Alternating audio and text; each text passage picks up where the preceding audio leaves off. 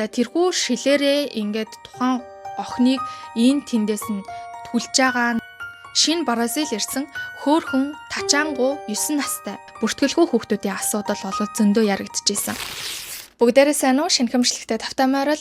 За өнөөдөр хэдүүлээ Jeffrey Epstein-ийн талаар ярьцгаах болно.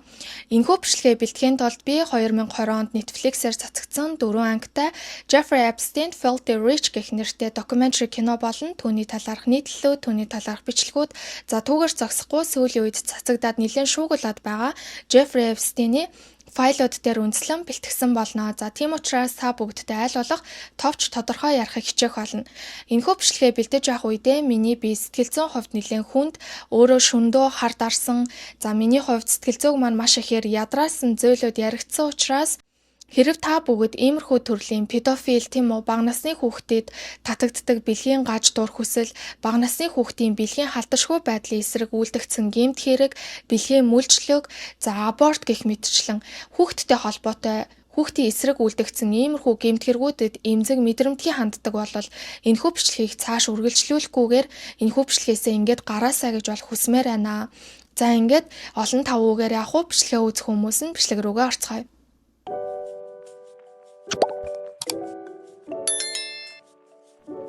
За мэдээж Jeffrey Epstein гэдэг хүн яг ямар ар талтай хүн болохоор дээдсүүдийн хүрээлэлд орж ийм аимшигтай гэмт хэргийн сүлжээг бий болгож чадсан болоо гэдгийг ярихын тулд түүний өнгөрсөн амьдралыг товч дуртахын зүйтэй ах гэж бодож байна. За тэрээр бол 1953 онд Нью-Йоркийн Бруклинд энгийн нэгэн ажилчин ангийн еврей гаралтай гэр бүлд төрсэн байдаг. За түүний А бол цэцэрлэгч хийдэг байсан бол ээж нь багшийн туслахаар ажилладаг байж. Тэрээр багасаа л маш их дотгошоогоо дуугүй, за гэхдээ үеийнхнээсээ маш их ухаантай нэгэн байжээ. За эргэн тойрных нь хүмүүс түүний юу гэж дүрсэлдэг гэхээр багасаа л маш их ухаантай байсан. Ингээд харахад л нэг тийм гимгүү, инээгээл сууж идэг бондгоор хүүхдүүд байдаг штэ. Тийм л хүүхэд байсан гэж болол түүнийг дүрслэн ярьсан байдаг. За ингээд үеийнхнээсээ олвол хамаагүй ухаантай байсан учраас тэрээр ахлах сургуулаа 2 жилийн өмнө төгсөх боломжтой болсон. Ингээд төрүүлж төгсөөд бол энгийн нэгэн жижигхэн коллежид математик болон физикийн чиглэлээр суралцаж эхэлсэн маа. За энэхүү коллежид 2 жилийн хугацаанд суралцж агаад үргэлжлүүлээд New York University руу шилжин суралцах болсон. Энэхүү мэргэжлээрээ мөн үргэлжлүүлэн 3 жилийн хугацаанд суралцсан ч гэсэн тэрээр ямар нэгэн байдлаар бакалаврын зэрэг авалгүйгээр сургуулаа дундаас нь хайсан. Гэхдээ ямар ч бакалаврын зэрэггүй хэрнээ тухайн үедээ л элитүүдийн хүүхдүүдийн суралцдаг байсан Dalton School-д багшаар ажилд орж чадсан байдаг. Энэ нь бас л маш тийм сонирхолтой үзэгдэл болсон маа. За тухайн элитүүдийн сургуульд нь бол жилийнхэн төлбөр нь гэхэд л $50,000 үн өртөгтэй. За тийм учраас $50,000 төлбөр төлөх боломжтой айлын хүүхдүүд суралцж байгаа тийм сургууль гэд ойлгоход болно. За тухайн сургуульд ажилд орсныхоо дараачаас бол Эпстейн багш нарын баримталдаг ёс зүйн дүрмд бол огтхонч захирагддаггүй. Яг л тийм үдшилтэд явж байгаа юм шиг байдлаар хувцасладаг, тийм том гинж зүгээд ингэрэн задгаа цамцтай дээгүүрээ үслэг хайчихсан гэх мэтчлэн охтын анхаарлыг татах тиймэрхүү хувцалтаар бол хувцалдаг байсан гэж хэлсэн. За түүгээр цогсохгүй тэрээр анги танхимдаа бол охтуудтай маш их дотн байдаг, охтуудын анхаарал дунд байдаг. За үүгээр цогсохгүй хүүхдүүдийн ар гэр аав ээжтэй хүртэл холбоо харилцаа тогтоож эхэлсэн байгаа. За мэдээж үеийн хүүхдүүдийн нэгэн айдал насанд хүрээгүй ч гэсэн арх тамхи хэрэгэлдэг тиймэрхүү үйлчлэг зохиох нь бол тодорхой. За ингээд тухайн үйлчлэгт нь хүртэл Эпстейн өөрөө багш нь ээжэж бүр оролцож ингэж явдаг байсан гэдэг тийм цуурхал хүртэл байсан. За ингээд төд удалгүй тэрээр ёс зүйн хувьд доголдолтой, за түүгээр зогсохгүй түүний ажлын гүйцэтгэл хангалтгүй байна гэдэг шалтгаанаар ажлаасаа халагдсан байдаг. Гэвч удалгүй Bear Stearns гэх нэртэй банкнд ажилд орсон. За тухайн банкныхын захирал болох S. Greenberg өөрийн ажилтнаа хандан за энэ Dalton School-д нэг юм залуухан математикийн профессор байна. Тэрээр Wall Street-д орж ирж ажиллах сонирхолтой байгаамаа. Чи нэг ярилцлага хийгээд үзэх үү гэдэг чиглэл гэхүү те тийм зүйлийг бол өгсөн байгаа. За ингээд тухайн ажилтан болвол Epstein-тэй хэд хэдэн удаа ярилцлага хийгээд сүүлдээ түүнд зах зээлийн тоон үзэлтэн дээр анализ хийх тухайн ажлын байран дээр бол ажиллуулж эхэлсэн. За ингээд 2 сарын дотор гэхэд л тэрээр маш их үр бүтээлтэй сайн ажиллаж байсан учраас ер нь нэлээд сэтгэл хангалуун байсан маа. Гэтэл төд удалгүй захирал нь түүнийг өрөөндөө дуудсан. За ингээд ажилд авсан тухайн ажилтан болох Майклыг өрөөндөө дуудаад захирал нь юу гэж арсан гэхээр чи наад хүнээ сайн шалгасан юм уу? Наад хүний чинь анкет нь худлаа байна штэ. Анкетн дээр худлаа зүйлийг бөглөжгсөн байна штэ гэд юу бодц суудгийм бэ гэдэг байдлаар олол ажилтнаа зэмлсэн байгаамаа. За ингээд Майкл очоод Эпстинтэй уулзахад олол би үнэхээр ажил хийхийг хүсэжсэн учраас ингээд худлаа хэлчихсэн юм а гэдэг байдлаар түүнээс дахин уучлалт гуйж үргэлжлүүлэн ажиллах хүсэлтэй байгаагаа хэлээд за түүгээр зогсохгүй Ace Greenberg гэх тухайн захирлын охинтой олол хувийн дотны харилцаа үүсгэчихсэн байгаа гэдгээ мөн хэлсэн баа. За ингээд тухайн Майкл олол бодож орж жагаад түүнд 2 дахь боломжийг олгосон. За энэ нь олол түүний карьерийнхаа туршид хийсэн хамгийн том алдаа гэж тэрээр Netflix-ийн докюментари дээр ярьж исэн. За ингээд ажиллаад 4 жилийн дотор тэрээр туслахаасаа удирдах зөвлөлийн гишүүн болтлоо дэвшиж чадсан. Гэхдээ 1981 онд буюу 5 дахь жилийнх нь үед нь дотоод хяналт шалгалт хийгдэж эхэлсэн. За энэ үед олол дотоод дүрм журам зөрчсөн харилцааны доголдолтой гэдэг шалтгаанаар түүнийг ажлаас нь халсан байдаг. За Эпстейний тухайд гэвэл өөрөө шин зүйл хийхийг хүссэн, өөрийнхөө бизнесийг эхлүүлэхийг хүссэн учраас энэхүү банкнаас гарсан гэж ярьдаг ч гэсэн яг үнэндээ халагдсан байдаг юм байна. За энэхүү халагдсан шалтгааных нь ард яг ямар үндсэн шалтгаан байсан юм бэ гэдгсэн чинь клиентуудтайгаа хувийн дотн харилцаа үүсгэсэн.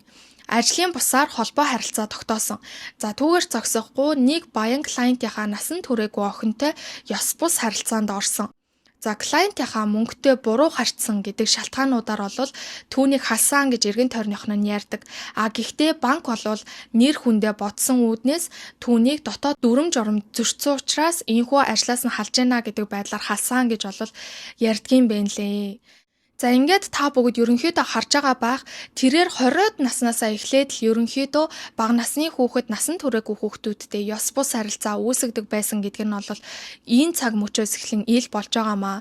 За ингээд ажлаасаа гарсныхаа дараагаар тэрээр Jeffrey & Co гэх нэртэй өөрийнхөө хувийн компаниа эхлүүлэн ажиллуулах болсон. За энэхүү хувийн компани нь бол зөвхөн баячуудтай хамтран ажилладаг, зөвхөн элитүүдтэй хамтран ажилладаг компани юм байна л да. Тэдний нууц хөрөнгүүдийг хэрхэн зарцуулах, за офшор данс ашиглан татвараас хэрхэн зайлсхийх тал дээр бол зөвлөгөө өгдөг тийм компани юм байна.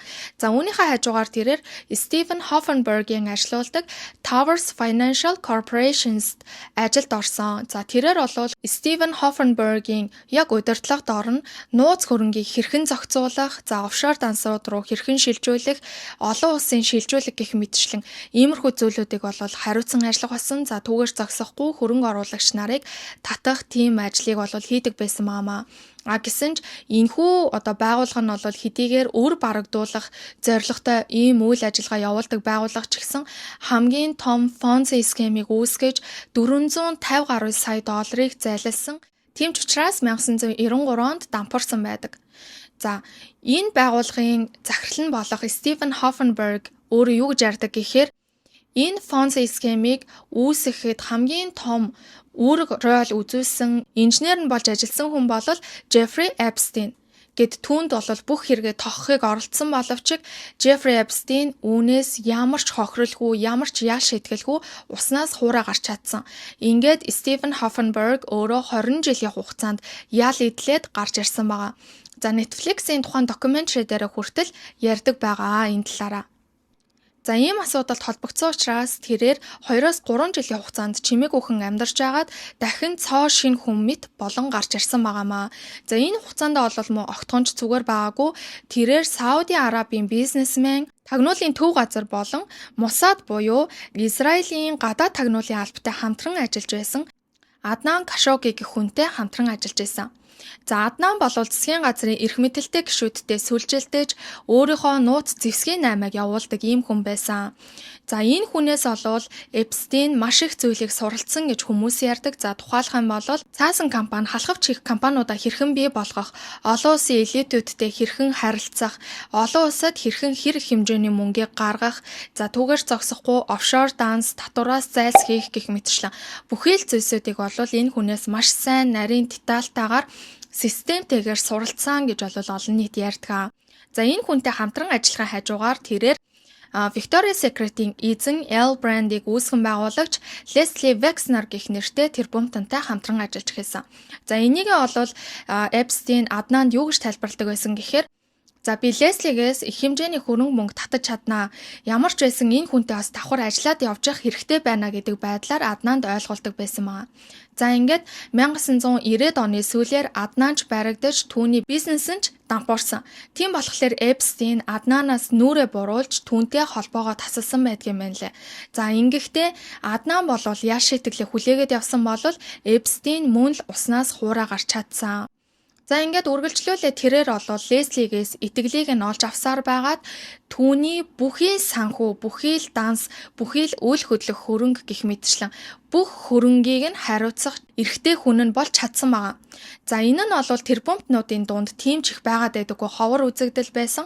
За эргэн тойрных нь хувьд бол Леслиг маш ихээр гайхажсэн. Яагаад гэхээр Лесли олвол нэг хүнтэйгээ тэгж их удаан харилцдаггүй, удаан ажилдаггүй. За тухайн хүнтэйгээ тодорхой хугацаанд ажиллачаад шууд холбоогоо таслаад дараачийн хүнтэй ажиллах гэх мэт байдлаар түүний ажлын гинжин хэлхээ нь бол ингэж явдаг байсан. Гэтэл нэг хүнд бүхий л өөрийнхөө эд хөрөнгийг хариуцуулаад 15-16 жилийн хугацааг үднэ гэдэг бол эргэн тойрныхных нь хувьд маш сонирхолтой үйлдэл байсан маа. За энэ мөчөөс эхлэн Эпстейний тэр тансаг амьдралынхан суурь нь тавигдаж эхэлсэн. За энэ бол баталгаагүй. Гэхдээ зарим их сурвалж дээр Лесли өөрөө Нью-Йоркийн төвд $77 сая үнэлэгдэх хэмжээний 6 давхар хар шиг Эпстейнд бэлгэлсэн гэж болов ярьдаг хүмүүс ч байдаг. Нөгөөтэйгүр Эпстейн дур мэдээд өөрийнх нь үйл хөдлөх хөрөнгийг өөр дээрээ шилжүүлэн авсан ч гэсэн түүний нууц хөрөнгийг Эпстейн мэдж байгаа учраас Лесли арга буюу тэгээ түүн дээр нь бол чимээгүй өнгөрсөн гэж ярьдаг ч хүмүүс байдаг. За энэ мөчөөс эхлэн Эпстейн офшор дансуудаа дүүргэж олон улсад бол янз бүрийн мөнгөн дүнгуудыг бол гаргаж түүгээр зогсохгүй өөрөө энэ тэнд үйл хөдлөх хөрөнгийг авч арлуудыг хүртэл худалдаж авах болсон. Гэтэл 2000-ад оны үед Лесли Векснер Жеффри Эпстейн өөрөөс нь мөнгө шамшигдуулсан гэдэг мэдээллийг бол гаргасан байна. За ингээд тооцоолоод үзэхэд бол $50 орчим сая цох дутчихсан. За түүний заримыг нь бол Жеффри Эпстейн өөрийнхөө данс руу шилжүүлэн авсан. За заримыг нь бол олон улсад гаргачихсан байсан гэж ийсэн. Гэхдээ Лесли бол энэ талаар ямар нэгэн байдлаар хууль хүчний байгууллагт нь бол тэгж хандаагүй, шүүхээр шийдвэрлэгдээгүй, Жеффри ямар нэгэн байдлаар яаш итгэл хүлээгээгүй. Ингээд 2007-оос 2008 онд Жеффри Эпстейний бэлгийн үйлчлэгийн сүлжээ гэмт хэрэг нь ил гарснаар тэрээр түүнтэй албан ёсоор холбоогоо тасалсан гэж бол ярьдаг. Гэхдээ зарим хүмүүс бол үүнийг нь худлаа гэж үзэж байгаа. Яагаад гэхээр Леслид хүртэл тэрээр насанд хүрээгүй бага насны охтуудыг хүртэл зуучилдаг байсан гэдэг нь явандаа ил болдог байгаа. За үргэлжлүүлээ тэрээр Роберт Максвеллийн охин Гилен Максвеллтэй бол дотносох болсон. За Роберт Максвелл гэдэг нь хин бэ гэхээр Их Британий хэвлэл мэдээллийн магнат, улс төр, эрх мэдэлтэй хүмүүстэй маш ихээр ойр байдаг. За түүгээр зогсохгүй Израилийн нууц тагнуул байсан гэж бол мэдээллүүд байсан. За тийм хүний охинтой бол дотносох болсон. За тэрээр Роберт бол 1991 онд нас барсан. Ингэхдээ бас маш тийм эргэлзээтэй байдлаар өөрийнхөө хувийн дарвуулц завин дээрээсээ унаж живж нас барсан гэдэг тийм мэдээлэлүүд яваад илээ. За гэхдээ Роберт бол нас барахаас өмнө өөрийнхөө охиныг Жеффри Эпстейнтэй хэдийн танилцуулчихсан байсан гэдэг мэдээлэлүүд бас байсан. За ямар ч байсан Гилентэй танилцсан цагаас эхлэн Жеффри Эпстейн тэр хоёр бүр үе зайгүй дотн олцгоосон гэдэг. За зарим их сурвалж дээр бол тэднийг хоорондоо үерхдэг, за хамтран амьдардаг, яг л хосуучиг харилцаатай гэдэг байсан бол зарим дээр нь зөвхөн хамтрагчд байсан гэдэг байдлаар бол бичигдсэн байдгийн байна лээ. Гэхдээ энэхүү том сүлжээ гэмт хэргийн тулгуур багнуудын нэг нь бол яалтчгүй Гилен Максвелл байсан юм аа. За Гилен бол ааваараа дамжуулан эрх мэдэлтэй хүмүүсийн дунд хүрээлт нь хэдийнэ орчихсон. За Жеффри Эпстейний тухайд гэвэл хэдийгээр баян ч гэсэн эрх мэдэлтэй хүмүүсийн итгэлийг нь хэрхэн олж авах, эрх мэдэлтэй хүмүүсийн хүрээлэлд хэрхэн бат нэгт шингэн орох вэ гэдэг дээрээ бол тийм ч их авьяастай нэгэн байгаагүй. Тийм учраас Гилен бол эрх мэдэлтэй хүмүүстэй түүнийг холбох гүүр нь болж өгсөн байгаамаа. За ингээд 2000-ад оны дунд үеэс эхлэн Эпстейн дахиад өөрийнхөө гадаад төрхийг өөрчилж эхэлсэн. За гадаад төрх гэдэг нь болохоор бусдад харагдах өөрийнхөө имижийг хэлж байгаа шүү. Тэрээр бол MIT, Harvard тэргүүтээ томоохон байгууллагууд, сургуулиудад маш их хэмжээний хандвийг бол өгч эхэлсэн. Хэдэн 10 саяар нь бол хандвийг өгдөг байсан маа. За яагаад гэхээр Тэрээр хэдийгээр баян ч гэсэн хүмүүсийн хүндлэлийг авахын тулд хүмүүст өөрийгөө зөвөр таниулах шаардлагатай болсон. Ингээд тэрээр шинжлэх ухааныг дэмжигч, шинжлэх ухаанд суурилсан судалгаануудыг дэмжигч гэдэг байдлаар өөрийгөө цоо шинээр олон нийтэд танилцуулж эхэлсэн байна. За үүнийхээ хүрээнд тэрээр маш олон эрдэм шинжилгээний ажилчид, маш олон эрдэмтдтэй олвол дотн найзалж нөхөрлөж эхэлсэн. Гэсэн ч эрдэмтэд түүнтэй уулз магцаал хэдхэн минут ярилцсны дараачаас л түүнийг эрдэм шинжилгээний ажил, шинжлэх ухаанд суурилсан энэхүү судалгаануудад ямар ч сонирхолгүй гэдгийг нь шууд мэддэг байсан гэж байгаа. Зөвхөн түүнтэй 10 минут л ярихын тулд маш их хэмжээгээр ярианыхаа сэдвүүдийг өөрчилдөг, тухайн судалгаан дээр яг ямар зүйлүүд яригадаад байна, тухайн судалгааг хийгдснээр яг ямар ач холбогдолтой гэдэг дээр тэрээр огтхонч анхаарал тавьдаггүй. Зүгээр л олон нийтэд шинжлэх ухааныг дэмждэг, шинжлэх ухааны судалгаануудад хандивлагч, сайн үйлсдэн гэдэг байдлаар өөрийгөө танилцуулахыг хүсэж байна гэдгийг нь шууд эрдэмтэд мэддэг байсан гэж байгаа. За тийм ч болохоор түүнийг тийм ч их олигтой эр хүн биш гэдэг байдлаар олон ч эрдэмтэд дүгнэдгийм байна лээ. За ингээд түүний өнгөрсөн болол нэг иймэрхүү байна. Тэгэхээр та бүгд за нэг иймэрхүү байдлаар хөрөнгөчтэй, за нэг иймэрхүү хүн байжтэй гэдэг ерөнхий төсөөлөлтөй болсон байх гэж бодож байна. За одоо үргэлжлүүлээд яг хэргийнхаа гол цөм рүү хэдүүлээ орцгоё. За та бүхэд энэхүү сэтгүүлийг мэдж байгаах гэж бодож байна. За энэхүү сэтгүүлийн сэтгүүлчид 1990-ад оны дунд үеэс эхлэн Jeffrey Epstein болон Ghislaine Maxwell хоёр гэгч ямар гэчийн баян хосууд гинт гараад ирвэ, энэ хоёр хэрхэн хөрөнгөжсөн бэ гэдэг талаар бизнесийн тим сурвалжлага хийж исэн юм лээ. За ингээд сурвалжлага хийгээд мэдээллүүдээ цуглуулад ингэж явж байх үед нь тухайн сэтгүүлч болох Викитэй түүний нэгэн танил нь холбогдсон.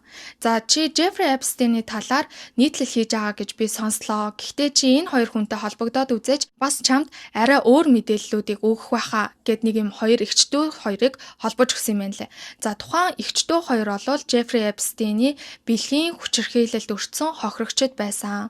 За эгчийнхэн тухайд гэвэл тэрээр 1996 онд Jeffrey Epstein-ийн гэрт хаалгач буюу үүдний мэдээлэл цуглуулагчаар ажиллаж байсан байнамаа. Тэрээр Нью-Йоркийн урлагийн сургуулийг зураачаар төгсөөд за өөрийнхөө төгсөлтийн үдшилэг дээрээ тийм үзэсгэлэн гаргадаг юм байна л да. За тухайн үзэсгэлэн дээрээ Alice in the Wonderland гэх нэртэй тийм 3 сет яг байнанд хэвтэж байгаа хагас нүцгэн эмэгтэй хүний зургийг ингэж зурж үзэсгэлэнд байрлуулжээ. За тухайн 3 зураг төд удалгүй зарагдсан. Гэхдээ яг тэр урлагийн захирал буюу өөрийнх нь багш нь түүн дээр ирээд зургуудыг чинь сонирхож байгаа хосууд байна. Энэ хоёртой танилцаад үзэх үү гэдэг саналыг тавьсан. Гэтэл Мария би хэдийн зарчихсан штэ гэд хэлэхэд нь багш нь чи тэр хүмүүстэй биш, энэ хүмүүс зарсан дээр шүү. Энэ хүмүүс магадгүй чиний ирээдүгч өөрчилж чадна шүү гэдэг зүйлийг хэлсэн байна. За ингээд хосуудтай танилцуулахад тэр нь Jeffrey болон Ghislaine хоёр байсан. Хосууд түүнтэй танилцаад за ямар ч байсан түүний зургийг гурвуулангийн ингээд сетер нь худалдаж авсан байдаг юм байна лээ.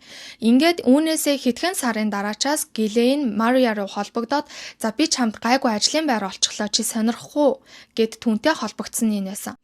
За Мария ч гэсэн яваад очиход нь Эпстейний нөгөө 6 давхар 7 давхар гэдэг байгаа штэ. За тэрхүү том эдлэн харшин байсан. За түүн дээр очиход чи энд хаалгач хийн. За ингээд орж гарч байгаа хүмүүсийг бүртгэн за тухайн хүмүүст мөн туслаад ингэж ажиллана гэдэг байдлаар түүнд ажлын байр гаргаж өгсөн.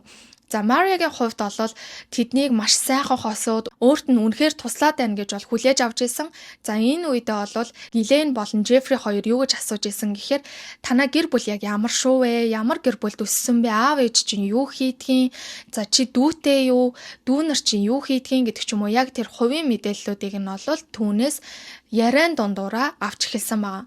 За Мария хэдийгээр зураг зурдаг ч гэсэн нэг тийм хагас нүцгэн яг л хөндлөнгийн хүн харж болохгүй яг нөгөө дотор хувцас сольж байгаа, хувцаа дөнгөж сольж байгаа гэдэг ч юм уу иймэрхүү байдлаар эмзэг нандан байгаа эмэгтэй хүний тэр үеүүдийг тэгэж хагас нүцгэн байдлаар зурдаг. Ингэж зурхтаа өөрийнхөө зургийн модельудаар дүүнэрийнхээ царайг ашигладаг байсан маа. За энэ мэт байдлаараа олвол тэрээр зургуудааж Jeffrey Epstein болон Ghislaine хоёрт үзүүлсэн. За түүгээр зогсохгүй дүүнэрийн талаар бол ярьсан. Ингэж ярихдаа өөрийнхөө яг доотлын дүү болох Annie гэсэн баха. Annie гэх дүүгийнхаа талаар нэлээд дэлгэрэнгүй ярьсан. Одоо ахлах сургуулийн төгсөгч. За ямар ч байсан хичээлдээ бол маш сайн ямар мэргэжлэр сурах уу гэд ингээд сонирхоод байж байгаа. Маш их ухаантай охин байгаа гэдэг байдлаар бол тэднэрт танилцсан маа. За ингээд төд удалгүй Jeffrey тухайн Annie гэх дүүтэй нь холбогдсон. За ингээд холбогдохдоо бол би чамайг Вьетнам болон Таиланд руу амралтаар явуулъя. Танай эгч чинь бид нартай хамт ажилладаг, үнэхээр сайн ажилладаг учраас бид нар чамайг ингэж дэмжиж их сургуульд ороход чинь төлбөрт чинь туслая. За түүгээр зогсохгүй манай энэ Нью Мексикогийн ийм харш байгаа энэхүү эдлэн газарт маань энэ тентхийн ахлах сургуулийн сурагчид ирээд за бараг л нөгөө нэг мэрэгжил сонголт юм шиг те хэд хоногийн тийм вакуум сургалт байгаа. Чи ирээд оролцоод үзэхгүй гэдэг байдлаар түүнийг урьсан маа. За ингээд түүнийг очиход болвол тэнд нь ямар ч оюутан байгаагүй зөвхөн Ghislaine, Jeffrey хоёр л байсан. За тэгээ Ghislaine бол түүнийг угтаж аваад гэртээ хэд хоног байлгасан. Ингээд хэд хоног байрлуулахдаа бол чи Jeffrey-д массаж хийж өгөх хэрэгтэй байна гэдэг байдлаар түүний хувцсыг нь тайлуулаад шалданаар массаж хийлгээд за түүний дараачаас бол Jeffrey түүнийг хүчинсэн байгаамаа. За энийг нь бол их чинь мдээгүй дүү хаана юу хийж явж байгааг ч тэр өрдөөсөө анзаараагүй. Яагаад гэвэл ганцаараа амьдарч байсан учраас их чинь бол огтхонч тэр талаар бодоогүй. За ингээд дүүг нь оролдоод явуулсан. Дараа нь бол эгчээс нь чи юунд сонирхолтой байна? Чи ингээд ирээдүйд чиний карьерт юу хэрэг болохоор байна гэд асуухт нь би Ohio'д байдаг нэгэн тийм урлагийн одоо сургалт ч юм уу нэг тиймд явмаар байна гэсэн юм шиг байгаа. За ямар ч байсан тэгт нь бол за би чамайг Ohio'д байрлах байрыг чинь болон тэрхүү одоо зүйлийг чинь бол ингээд төлөөдөг ёо гэдгсэн байгаа. За энд нь бол Maria нэлээд баярлж исэн. За ингээд яг тэр Ohio руу хэнийг байрлуулах болсон бэ гэдгсэн чинь нөгөө Victoria's Secret-ийн эзэн болох Leslie Wexner-ийн гэрт байрлуулахаар болсон юм байна лээ.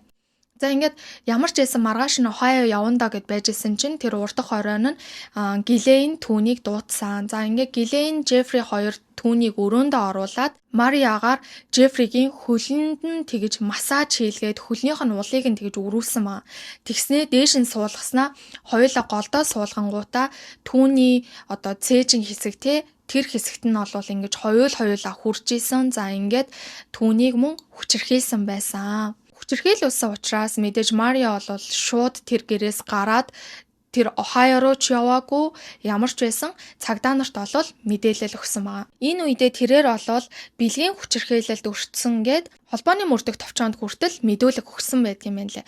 За энэхүү холбооны мөрдөх товчоонд мэдүүлэг өгсөн гэдгийг нь хүртэл Jeffrey болон Ghislaine хоёрын хин нь мэдчихсэн. Тийм учраас за чи тэг мэдээлэл өгсөн байна. Бид нар чамайг хаанаас чамаагүй олно шүү. Чамд бол энэ дэлхий дээр аюулгүй газар гэж хааж байхгүй гэдэг байдлаар бол түүнийг сүрдүүлж исэн маа. За ингээд ямар ч байсан Мариа болвол өөрийнхөө карьер бүх зүйлийг хаяад зүхтаж эхэлсэн. Хаашаа ч очисон байсан бай төд удалгүй чи тэнд байна те гэдэг байдлаар түүн рүү бол дуудлага ирж исэн.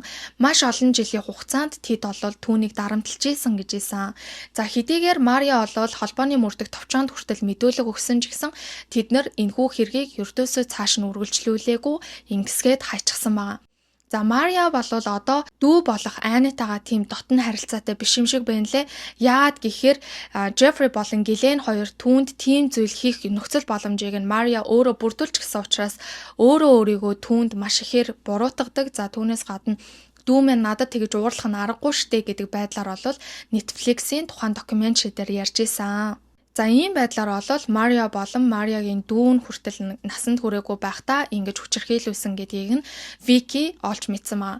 За Вики бол тухайн нийтлэлийг уул нь бизнесийн талаас нь санхүүгийн талаас нь хий гэж бодож исэн боловч энэ гэмт хэргийн сурвалжлага болоод явчихсан. Ингээд энэ талаар яг нийтлэл гарах гээд байж ах үед нь Jeffrey Epstein тухайн сэтгүүлийн байран дээр бол ирсэн. За ингээд ирээд уулзахтаа бол Вики тэгж хэлсэн маа. Вики болохоор яг тэр үедээ дөнгөж хоёр ихэр хүүхэд олоод байж исэн, жирэмсэн байж исэн юм байна лээ. За тийм болохоор нь Jeffrey ингэж хэлсэн гэсэн. Чи хаан төрөх юм? Ер нь хаан төрхөө хэлэхгүй байсан ч гэсэн би бүх юмч нарыг мэднэ. Би чиний наад төрөөгүй байгаа хүүхдүүдэд чинь муу зүйл хийчих хүнийг амархан олчихноо. Тийм болохоор чи гэр бүлээ бодсон ч өөрийгөө бодсон ч иймэрхүү зүйлсүүдийг бичих нь чиний хувьд муу да гэдэг зүйлийг ярьж шууд түүнийг сүрдүүлж хэлсэн маа. Түүнээс гадна түүний нийтлэлийг хяндаг дээдлийнх нь редактор нь байгаа штэ. За тухайн редакторынх нь гэрийнх нь хашаанд нь өгсөн муурны тасцсан толгой байсан. За түүгээр зогсохгүй үүдний гişгүүр дээр нь нэг ширхэг сум байсан гэж байгаа. За ингээд ямар ч байсан энэ бол сүрдүүлэг байна. Энэ талаар мэдээллийг огтхонж гаргаж болохгүй гэдэг байдлаар Викид хэлсэн маа. За Вики бол 2-2 хохирогч байна. Үүний цаана хэдэн ч хүн байх юм бэлээ. Энэ хүмүүсийн зоригийг, энэ хүмүүсийн итгэл найдварыг ингэж алж болохгүй гэдэг байдлаар эдитэртэйгээ муудалцсан ч гэсэн сэтгүүл дээр Джеффри Эпстейн болон Гиллен Максвелл хоёр гайхамшигтай бараг бизнесмэнүүд гэдэг байдлаар нэлээд тийм утгагүй сонин тийм нийтлэл гарсан гэж байгаа. За ийм зүйл бол болж исэн баамаа. Үргэлжлүүлээд хэдүүлээ 2007-2008 онд ил гарсан Palm Beach дэх хэргийн талаар ярьцгаая. За тухайн Palm Beach дэх тэрхүү том эдлэн газар энэхүү том байшингаа бол 1990 онд хамгийн анх худалдаж авсан ойролцоогоор 15-16 жилийн хугацаанд үжлэг зохион байгуулдаг. За бага насны хүүхдүүдийг хүчирхийлдэг тийм оромж нь 2 дахь гэр нь болж хувирсан байна. Ер нь л хүрээллийн хүмүүс бүгд мэддэг. Джеффри Эпстейн хажуудаа дандаа 1-2 залуухан модель охтуудтай явдаг. Үнэхээр гой залуухан охтуудтай явдаг гэдгийг нь бол бүгд мэддэг. За тэр нь бол юунаас үүдэлтэй гэдгсэн чинь Victoria's Secret-ийн эзэн болох Leslie Vex нартай харилцаж хамтран ажиллаж байх үеэсээ эхлэн Victoria's Secret-д алхуулж өгнө гэдэг байдлаар Нью-Йорк дахь өөрийнхөө байшин залуухан жоохон модельуудыг авчирч хүчиндэж янз бүр болдог. За тэгсийнхаа дараачаас бол огтхонч тэр Victoria's Secret-д алхуусан ч зүйл байхгүй. Иймэрхүү байдлаар бол модельуудыг маш ихээр хүчирхийлдэг байжээ. За тэгвэл түүний дараачаас тэрээр Palm Beach-тэй ахлах ангийн хүүхдүүдийг хүчиндэх болсон. 2001 онд Palm Beach-ийн цагдаагийн газарт нэгэн эрх бүхий хүн орж ирсэн. Тэр нь бол Джеффри Эпстейн байсан. За тэрээр бол танаа цагдаагийн байгууллагт чинь хэрэгтэй тоног төхөөрөмж юу байна? Би ер нь хандив өгөх үү? Би ер нь хандив өгөх сонирхолтой байгаамаа гэх мэтчлэн байдлаар уулзаад явсан байдаг. За ингээд 2003 оноос эхлэн Palm Beach дэх тэр цагдаагийн байгууллагт нэгэн сонирхолтой дуудлагууд ирсэн. За тухайн дуудлагууд дээр юу гэжсэн гэхээр залуухан охтууд энэ том харш руу олноороо ороод байна. Энд нэг тийм с ิจ гтэй зүйл болоод тах шиг байна гэдэг байдлаар цагдаа дээр маш олон дуудлагууд ирсэн. За ингээд цагдаагийнхан бол үүнийг с ิจ гтэй гэж авч үзэнгүүтээ охтуудыг замд нь тосч аваад 3-4 охтуудтай нь бол ярилцаж үзсэн. За ингэхт нь бол тэдгээр охтууд 18 нас хүрчгсэн охтууд байсан. Ингэхдээ зөвхөн тэр байшинд очиод офисын жижиг сажиг ажиллал хийдэг юм аа. Тэрнээс биш янз бүрийн тим амар эрсдэлтэй зүйл огтхонж байхгүй. Бид нарыг хүчилсэн зүйл байхгүй гэх мэтчлэн байдлаар цагдаа нарыг тайвшруулад ингээд явуулсан байгаамаа. Гэтэл 2005 оны 3 сард Palm Beach-ийн цагдаагийн хэлтээс нэгэн дуудлага ирсэн. За тухайн дуудлага дээр бол нэгэн эмэгтэй холбогдож миний дагвар охин дотор байртай ахлах сургуулийн оюутан юм аа. Гэтэл сургууль дээр $300-тай очсон байна. Энэ их хэмжээний мөнгийг манай охин олох ямар ч боломж байхгүй. Бид хоёр ч өгөөгүй. Ямар нэгэн буруу гарын зүйл болсон юм шиг байна гэдэг байдлаар цагдаагийн газарт мэдээлэл очсон. За ингээд цагдаагийнхан бол сургууль дээр очиод охинтой уулзаад яг юу болсон гэдгийг нь тодруулахад бол охин юу гэж ярьж ирсэн гэхээр би найзаараа дамжуулаад тэр хүнтэй танилцсан юм аа. Манай найз очиод 45 минут массаж хийгээд $200 олох боломжтой гэж хэлсэн болохоор нь түүнийг дагаж очсон. Очиход бол 25 орчим насны шаргал үстэй эмэгтэй намайг угтаж авсан. Ороод массаж хийх гэдгсэн чинь миний хувцсыг тайлуулсан. Надад тэр бол маш их хэцүү байсан ч гэсэн ямар ч хэсэн массаж хийсэн. Гэхдээ хийж явах явцдаа би хүчндүүлсэн. Албатан надтай бэлгийн харилцаанд орсон. За тэгээд хариуд нь надад бол $300 өгсөн гэж тэр охин хэлсэн маа. За ингээд эхний хохирогч ил болсон. Хохирогчдод араасаа бие бинийгээ нэгийгээд хэлж өгсөөр агаад маш олон хохирогчдод гарч ирсэн. Түүний нэг нь мөн 14 настай байхдаа түүнд хүчирхийлүүлсэн охин байсан. За тэрээр олвол ар гэрийн хувьд нэлээд хэцүүхэн амьдралтай, ээж нь хар тамхинд донтогч, аав нь 8 настай байхад нь шоронгоос гарч ирсэн хүн байна. За ингээд аавтайгаа хамт амьдарч байхдаа аав нь өөр хүнтэй суугаад тухайн хүнийхээ 8 настай хүүг нь үхтэл нь зодсон явдал гарсан юм байна. За тухайн явдлыг харангуутаа л тэр охин болвол за энэ хүнд болвол би нэг л өдөр алуулах юм байна гэж бодонгуудаа 12 настай байхдаа тухайн гэрээс яваад гудамжаар амьдрах болсон. За ингэж амьдарч явж агаад 14-тэй байх үед нь нэг найз нь хоёулаа нэг тишээ яваад мөнгө авчаад ирье. Тэгэхгүй бол би ганцаар явах юм бол намайг буцаа гаргахгүй. Чи зүгээр надтай цуг яваад өгөөч гэдэг байдлаар түүнийг гуйсан байгаа. За ингээд хамт ороод хувцас тайл, хоёулаа массаж хийн гэдгсэн. За ингэхт нь бол нөгөө охин бүр гайхаад би хүртэл хувцас тайлах юм уу? Чи өөрөө наатахаа хийгээ гарч ирэхгүй юу гэд. Тэгсэн чинь хүчилсээр агаад хувцсыг нь тайлуулсан байгаа. За ингээд тайлуулаад массаж хийж явахдаа голоор нь шууд хаяад гараа авцсан. За ингээд Жеффритэй хоёулахнаа үлдээд тэрээр мөн л хүчрхийлүүлсэн. За үүнээсээ маргааш нь мөн Жеффри түүн рүү заалгаад би чам руу такси явуулъя хүрээдэр гэдэг байдлаар олвол түүнийг дуудсан маа. За тэрээр олвол гудамжинд амьдардаг, өөрт нь мөнгөний хэрэгцээ байсан учраас Жеффритэй үргэлжлүүлэн 3-4 жилийн хугацаанд уулзж байсан. Жеффри юу санал болгож исэн гэхээр 45 минут массаж хийгээд $200 авах боломжтой гэдэг байдлаар охтуудын тархийг угааж хийсэн. За түүнээс гадна насанд хүрээгүй охин авчрах юм бол өөрийн чинь 200 дээр дахиж 200 нэмж өгөө гэдэг байдлаар яг ийм системтэйгээр сүлжээ үүсгэж хэлсэн маа. За нэг охин гэхэд л хамгийн багадаа 5-аас 6 охин авчирч исэн. Хамгийн дээдл нь бол 40-с 50 охин, 50-аас 60 охин авчирч исэн тохиолдолч байдаг юм байна лээ. Дандаа массаж хийлгэн гялсхан массаж хийгээл 45 минутанд мөнгөтэй болчихно гэдэг байдлаар найзуудынхаа тархийг угааж найзуудыгаа авчирч түүнд тушааж исэн гэсэн үг. Түүнээс гадна янз бүрийн эмзэг, нүцгэн тиймэрхүү зургуудаа авахлах юм бол зураг тус бүрийг нь $200-аас $500 үнэлэн авдаг байсан юм байна. За иймэрхүү байдлаар олвол охтыг хүчээр биеийг нь үнэлүүлдэг, охтыг хүчээр охтуудыг авчруулдаг, за тэнгүүтээ өөрөө охтыг хүчинддэг ийм аимшигтай сүлжээ гэмт хэргийг бол хийдэг байсан маа. За энэ үед нь бол Гилейн охтуудын итгэлийг нь олж авч охтуудтай аятайхан яриа өрнүүлж иймэрхүү байдлаар бол өргөтөн гэртээ авчирдаг байсан. За ингэхдээ массаж хэрхэн хийх, хаанаас эхлэн хийх, эхлээд лошноо яаж авах гэдэг ч юм уу. Тэр бүгдийг бол Гилейн өөрөө охтуудад зааж өгдөг байсан маа. За ингэж зогсохгүй дан ганц Жеффри хүчиндээ дэсэн юм байхгүй. Гилейн хүртэл охтуудыг өөрөө оролддог байсан гэж хэлсэн. За орон нутгийн цагдаа нар бол энэхүү мэдээллийг олж авчгаад ойролцоогоор 40 орчим охтуудтай ярилцлага хийж 40 орчим хохирогчдыг бол олж илрүүлсэн. Гэхдээ энэ зөвхөн 40-оор зогсохгүй гэж байгаа. За зарим нь бол 100 гаруй хэдэн 100 хохирогчд байгаа. За зарим нь бол яг бичиг баримтан дээр бичээтэй нь бол 30 байгаа гэдэг ч юм уу. Иймэрхүү байдлаар янз бүрийн тоо явж исэн. За ингээд орон нутгийн цагдаа нар бол хохирогчтой уулзаж тэднээс мэдүүлэг авч байшингийн заалгаж энэ хүн мөн үү гэдэг байдлаар Жеффрийг баттай мэдэж авсны үндсэн дээр бүтэн жилийн хугацаанд нууцаар мөрдлөг явуулж агаад эцэст нь түүний гэрт нэвтэрсэн. За түүний гэрт нэвтрэхэд бол маш их хэмжээний охтуудын шалдан нүцгэн зурагнууд, хогийн савнд нь насанд хүрээгүй ахлах сургуулийн хүүхдүүдийн дүнгийн хуудаснууд, маш их хэмжээний дуудлагын цааснууд. За тэр дуудлагын цааснууд дээр нь тухайлбал юу гэж бичсэн байдаг гэхээр би охин олчихлоо, маргааш тэдэд боломжтой юу, би маргааш тэдэд завтай, буцаад над руу залгаарай гэдэг нэг тиймэрхүү утгатай маш их тийм цааснуудыг бас олсон байгаа. За түүгээр зогсохгүй десктоп болон keyboard, mouse энэ төр байгаа хэрнээ яг процессор нь байхгүй, хард нь байхгүй, тиймэрхүү юмнууд зөндөө байсан. Тэгээ маш олон хэмжээний мөн хяналтын камерууд бас байсан гэж байгаамаа. За тэгэхээр процессор нь байхгүй, хард нь байхгүй нь бол мэдээж тухайн мөрдлөг явж ийснийг мэдж байгаа. Мөрдөгчд түүний гэрт очиж байгаа хүртэл тэр мэдчихсэн учраас ийхүү бүх зүйлүүдээ аваад явсан байна гэж бол мөрдөгчд үздсэн байгаамаа.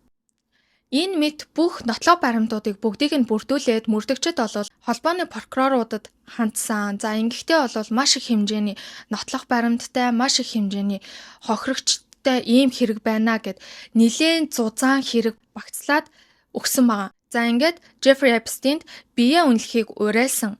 За түүн дотроо насанд хүрээгүй хүүхдийг биеэ үнэлэхийг уриалсан гэдэг хоёр зүйл ангаар бол түүнийг шалгаж эхэлсэн. За гэсэн ч би одоо энд нэрийг нь олно, зургийг нь харуулчихъя. За энэхүү прокурортой Жеффри Эпстейн тохиролцоод 15 хүртэлх жилээр хорих боломжтой байсан тухайн гэмт хэрэгт нь 18 сар л хорих тийм ял оноосон. За энэхүү ял оноох үедээ хохирогчтой бол огтхон ч холбогдоогүй. Хохирогчдод юу ч мэдээллээгүй. Энэ нь бол хуулийг маш ноцтой зөрчсөн байна. За түүгээр зогсохгүй түүнийг 13 сар хоригдсны дараачаас сайн хоригдогч байсан гэд суллаад явуулчихсан.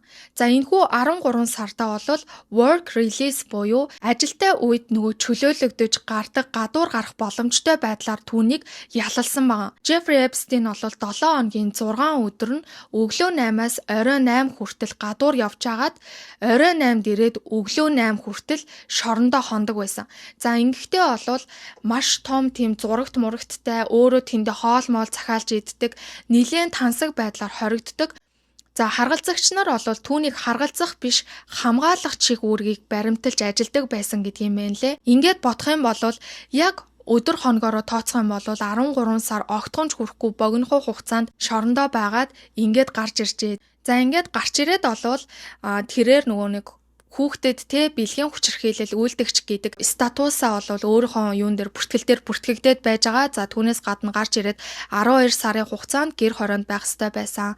Гэтэл Жеффри бол огтхонч гэр хороонд байгаагүй. Тэрээр бол энэ тентгийн өөрийнхөө эдлэн харшууд руу нисжсэн, арлууд руу явж исэн, түүгээр зогсохгүй далайн эргээр алхаж, дэлгүүрүүд хийсч ийм байдлаар бол цаг хугацааг өнгөрөөдөг байсан. За замд нь бол мэдээж одоо хев журам сахиулагч цагдаа нар таарна. За та бол гэр хороонд байх ёстой. Яагаад ингэ гарч ирсэн байгаа юм бэ гэдэг байдлаар түүнтэй асуудал үүсгэхэд бол прокуророос тухайн цагдаа руу залгаад за наад хүн чинь олвол гадуур тасгал хийх эрхтэй. Тэр одоо эрхийнхаа хүрээнд л явж гинэ гэдэг байдлаар түүнийг хамгаалдаг байсан юм байна лээ. За ингээд хүрээллийн бүх хүмүүс мэдж байгаа энэ хүн бол насанд хүрээгүй хүүхдүүдийг хүчирхийлэгч педофил нэгэн байна гэдгийг гэсэн ч хүрээллийн хүмүүс хинэн ч түүнийг жигшээгүй, хинэн ч түүнээс зайгаа авч төлөөгүй, харин ч бүр баатар айтай тунхаглаж түүнтэй янз бүрийн үйлчлэгээ хийсээр байсан байна. Түүгээр зогсохгүй нэр бүхий, нэр төртэй хүмүүс юу гэж ярьдаг байсан гэхээр насанд хүрээгүй байж биеэ үнсэн бол тэдний л буруу штэ. Ялаа идлээд гараад ирсэн бол бид нар яагаад дахиад энэ хүнийг яллах ёстой юм гэдэг байдлаар бол эрэгтэй ч вэ, эмэгтэй ч вэ нэр бүхий хүмүүс түүнийг өмгөөлж исэн гэж хэлсэн. За энэ үеэс буюу 2009 оноос эхлэн Jane Doe гэх нэрээр иргэний шүүхэд нэгэн эмэгтэй Jeffrey Epstein-ийн эсрэг нэхэмжлэл гаргасан. За тухайн эмэгтэй бол хожим нь 2014-өөс 2015 онуудад өөрийгөө ил болгон ярих болсон. За тэр бол Virginia Jeffrey гэх эмэгтэй байгаа. За энэхүү эмэгтэй бол Jeffrey Epstein-ийн энэхүү хүчирхийлэл, энэхүү томоохон гэмт хэргийн талаар уйггүй ярьж огтхонч чимээгүй байгаагүй хохирогчдын төлөө дуу хоолойгоо өргөсөөр явж агаад сая 2024 онд амиа орлсон байдаг. За Виржиниа бол 15-16 настай байхдаа нэгэн спад массажистаар ажилладаг байсан юм байна лээ. Өөрөө мэргэжлийн массажист болох сонирхолтой Гилейн тухайн спанд үйлчлүүлэгч нь байж таарсан. За ингээ ямар ч байсан түүнийг чи богино хугацаанд баяжмаар байна уу? За тэгэх юм бол надад нэг таньдаг хүн байгаа. Би чиний ирээдүйн мэргэжлийн массажист болоход чинь туслая. Чи энэ хүнд очиод ажлын бус цагаар массаж хийжээ гэдэг тийм саналыг тавьсан байна. За тухайн өдөр нь бол 5 цагт түүний ажил нь дуусаад Jeffrey Epstein-ийн гэрлөө явсан байдаг. За ингээд ороод болвол Гилейн угтаж авсан. За тэрээр бол лоушнаа ингэж гар дээр аав. За ингээ хөлнөөс нь ахуулаад ингэж дээшээгээ ингэж массажлна гэх мэтчлэн бүх зүйлийг түүнд зааж исэн. Тэгээ явандаа түүний хувцсыг нь тайлуулаад мөн л одоо хийдэг зүйлээ хийсэн байгаамаа. Ингэхдээ Гилейн ч түүнд хүрч исэн, Жеффри ч түүнд хүрч исэн. За иймэрхүү байдлаар хүчиндүүлчгээд дараа нь юу гэж хэлсэн гэсэн чинь Гилейн чи тэнцлээ маргааш хүрээдэр гэсэн маа. Виржиниагийн хувьд бол багтаа ямар гэр бүл төссөн, гэр бүл нь ямар хэцүүхэн амьдралтай, тийм ч учраас одоо өөрөө ийм замыг ингээд сонгоод массажист болоод эртхэн шиг мөнгө төгрөгтэй болно гэд ингээд хичээгээд явж байгаа гэх мэтлэн өөрийнхөө тэр хэцүү амьдралынхаа талаар анх массаж хийж байхдаа л түүнд бүх зүйлээ ингээд итгээд ярьчихсан маа. За тийм ч болохоор түүнийг за мөнгөгүй байна, дорой гэр бүлээс гаралтай байна. Тийм болохоор яаж ч болно гэдэг байдлаар түүнд хандсан. Явандаа Виржиниа тэдний боол олж сүүлдээ бүр найзууд руугаа илгээдэг бэлгэн хүртэл болсон байгаа. За Виржиниагийн ярьжсэн зүйл юу байсан гэхээр нэг удаа Jeffrey Epstein-ийн төрсөн өдөр боллоо гэхэд нэг нэр бүхий найз нь түүн рүү 3 12 настай охиныг аав ээжээс нь худалдаад авцсан зүгээрээ гээд төрсөн өдрийн бэлэг болгон явуулж исэн гэж хүртэл ярьж исэн. Найзууд руугаа явуулдаг гэдгсэн штэ. За тэгвэл найзууд руугаа гэдг нь баян эрх мэдэлтэй хүмүүс рүү явуулдаг. За тухайлах юм бол өөрийнх нь өмгөөлөгч хуульчин болох Аллен гэх залуу руу мөн явуулж исэн. Түүнээс гадна Британий ханхүү болох Принц Андрю руу хүртэл явуулж исэн байгаа. За түүнээс гадна хид хідэн хүмүүсийн нэрийг бас хэлсэн гэж исэн. За энэ дундаас бол хамгийн алдартай нь ханхүү Андрю байсан. Хэдийгээр ханхүү Андрю үгүйсгсэн ч гэсэн тэрээр 2019 онд BBC-д ярилцлага өгсөн байгаа. За ингэж ярилцахдаа Виржиниа юу гэж хэлжсэн гэхээр Jeffrey Epstein бол намайг биеийг маань хүчээр үнэлүүлдэг байсан. Надад бэлгийн хүчирхийлэл үйлдсэн. За баян алдартай эрх мэдэлтэй хүмүүсүүд рүү намайг явуулдаг байсан, айлган сүрдүүлдэг байсан гэдэг бүх зүйлийг бол ингэж гарган ярьсан байна. За энэхүү ярилцлага бол дэлхийн нийтээр шууган тариад ханхүү Андрюгийн олон нийт дэх тэрхүү нэр хүнд нь бол нэлээд унсан. Тийм ч учраас хааны гэр бүл бол түүнээс бүхий л эрх мэдлийг нь хураан авсан байдгийн байна лээ. Ингээд 2021 онд тэрээр ханхүү Андрюгийн эсрэг бэлгийн хүчирхийлэл, хүчингийн хохирогч гэдгээр нэхэмжлэл гаргасан. За ямар ч байсан 2022 онд бол тэр хоёр шүүхээс гадуур тохиролцсон. За ингэж тохиролцохдоо бол 10 сая доллар хавцаа байсан гэдэг нэг тийм альбом бас мэдээлэл байлээ. Яг үнийн дүн нь бол яг хэд гэдг нь бол баталгаагүй. Виржиниагийн ярьж исэн бас нэгэн аимшигтай зүйл юу байсан гэхээр Jeffrey Epstein болон Ghislaine Maxwell хоёр хин нь бит хоёрын хүүхдийг гаргаж өгөө. Өөрийг нь хүсээгүй байхад тээгч их гэхэд хэцүү заяо. Зүгээр хүүхэд гаргаж өг. Тэгхийн болол чамайг Таиланд руу явж сургая. Чиний массажист болох мөрөөдлийг чинь биелүүлж өгье гэх мэтчлэн түүнд бол санал болгож исэн. Мэдээж тэр дороо ингээд зөвшөөрөхгүй татгалцсан болол тэд түүнийг зүгээр явуулна гэдэгт угаасаа итгэлгүй байсан учраас эхэндээ зөвшөөрсөн юм шиг дүр үзүүлээд Таиланд явуулсан дараа тэндээ нөхөртөөгөө хамгийн анхудаа танилцсан байдгийм байна лээ. За тэгээд тэндээ гэрлэлтээ шууд дор нь батлуулаад за ингээд Жеффри рүү холбогдсон. За би бол буцаж очихгүй, хүүхдийг чинь гаргаж өгөхгүй, би эндээ хүнтэй хурам хийчихлээ гэдэг зүйлийг хэлэхэд нь бол Жеффри шууд уцаа таслаад ингэж л Виржиниа хамгийн анхудаа эрх чөлөөгөө олж авсан гэж хэлсэн. За гэхдээ тэрээр би бол одоо ингэ чимээгүй байж болохгүй, би хохирогчдын төлөө дуурах хэвээр маш олон хохирогчд байгаа. Энэ олон жилийн хугацаанд Виржиниа түүний боол нь олж амьдрахдаа маш олон бага насны хүүхдүүдийг олж харж исэн. Тийм ч учраас энэ олон хохирогчдын өмнөөс дуурах ёстой гэд ийхүү өөрийнхөө амийг ээгүүтгэх хүртлээр дуурж исэн. Гэхдээ Виржиниа яг амиа хорлсон эсэх нь бас эргэлзээтэй. Хэдийгээр амиа хорлолт гэж дүгнсэн ч гэсэн бас аллах байж магадгүй гэж одоо хүртэл олон нийт сэрддэг. За ямар ч байсан Виржиниагийн тэмцэж эцэст нь бүтээж чадсан хамгийн том зүйл нь юу байсан гэхээр хохирогчдын санг бүтээж чадсан. За нийт 235 гаруй хүмүүс хохирогчд тухайн санд өөрийгөө хохирогч гэж мэдүүлээд за өөрийгөө батлаад за түүнээс олвол 130 хүн нь зөвшөөрөгдөж ойролцоогоор 120 гаруй сая долларын нөхөн олгорыг олгосон гэдгийм байна лээ. За одоо үргэлжлүүлээд нөгөө педо арал гэдэг байгаа штэ. За энэхүү арлын талаар ярьцгаая. Энэ арлыг Little Saint James гэж нэрлэдэг. За энэ арал дээрээ бол тэрээр нэр хүндтэй эрдэмтэд, алдартнууд, за эрх мэдэлтэй хүмүүс, баян хүмүүсийг аваачиж тэндээ шоуддаг, тэндээ хэд хоногийн ингэж өнгөрөөдөг тийм арал байгаа хгүй.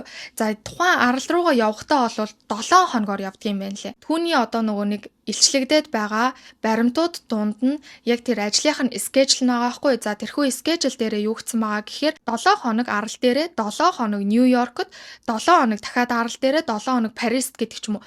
Нэг иймэрхүү байдлаар бичээтэй байсан. За Jeffrey Epstein бол Paris, за New Mexico, Palm Beach, New York, тэгээд Little Saint James гэх арал, за түүнээс гадна Great James гэд бас нэг арал гэдэг байгаа байхгүй. Ер нь бол нэг юм 5 6 гэртээ 2 3 аралтай нэг ийм хүн байгаа. За тийм болохоор энэ тентхийн гэрлүүгээ ингээд 7 хоногор бас ингэж явдаг. За ингэж явахдаа бол бас огтхонч зүгээр байхгүй, мэдээж та бүгд юу хийж байгааг бол мэдж байгаа хаа. За энэхүү арал дээр бол сүлжээг нь хариуцдаг байсан хүн тухайн Netflix-ийн докюментари дээр ярьдаг байхгүй юу. За юу гэж ярьдаг гэхээр хөгшин шав шалдан эрэгтэй хүн цээж нь нүцгэн охтуудтай насанд хүрээгүй жоохон охтуудтай цуг явж байгааг бол зөндөө хардаг байсан. Тэгэхдээ ганц нэг охин биш, 2-3-аар нь тэр охтуудыг дагуулж явдаг байсан. Түүний өөрийнх нь өмгөөлөгч хуульч болох Аллен гэдэг нөгөө нэг хэлээдсэн штэ. Виржиниаг хүртэл өгч явуулдаг байсан тэрхүү хуульчин гэд тэрхүү хуульчин хүртэл явж исэн. Билл Клинтон байхыг хүртэл би харж исэн. За тэгээд өөр нэр бүхий хүмүүс олол зөндөө байсан. Дандаа л 14, 13, 12-той дандаа л тийм жоохон охтуудтай харагддаг байсан гэдэг зүйлийг ярьсан байгаа. За тэрхүү арал дээр очисон хохирогчд бол юу гэж ярьдаг гэхээр тухайн арал дээр очиод маш гоё амраад ингээд зугаацаад үдшилтэд ороод ингээд ирнэ гэж ботсон боловч яг үнэндээ очисон оройноо ч юм уу очисныхаа маргааш нь ч юм уу хүчндүүлдэг мөн ингэж одоо хүчндэгтэй болвол маш муухай зүйлсүүдийг давхар янз бүрийн одоо тоглоомнууд янз бүрийн тухайн хүнийгээ тарчлааж зовоох эд зүйлсээр түүнийг тарчлааж зовоож иймэрхүү байдлаар бол ёс бусаар өөрийнхөө бэлгийн гаж дур хүслүүдэд хангадаг байсан тэр хүмүүс нь тэгэж зогсохгүй тухайн одоо хохирогч хүний нүднээс нь айдас харж иж түүнээсээ таашаал авдаг байсан. За тэгэхгүй болвол айлгаж зовоотл нь ингэж янз бүрийн зүйлүүдийг бол ашигладаг байсан гэж өөрсдөө ярьж исэн. За хүчндүүлээд тухайн арлаасаа явъя гэсэн ч хаашаач явах боломжгүй. Зарим нь бүр сэлээд чамаагүй явъя гэсэн ч тухайн арал нь 24/7 энэ тэндгүү нууц камертаа учраас бүгдийг нь харж идэг. Яагаад ч зүхтах боломжгүй гэж бол ярьж исэн. За энэхүү арал дээр яг хохирогч болсон хид хідэн эмэгтэйчүүд бас гарч ирж байгаа. За түүнээс нь цухас дурдъя л да. Sarah Ransom гэх нэртэй эмэгтэй байгаа. Энэ бол Jeffrey Epstein-д хүүхэн зуучилдаг байсан Наталья Малишев гэх нэртэй эмэгтэйгээр дамжуулан түүнтэй танилцсан.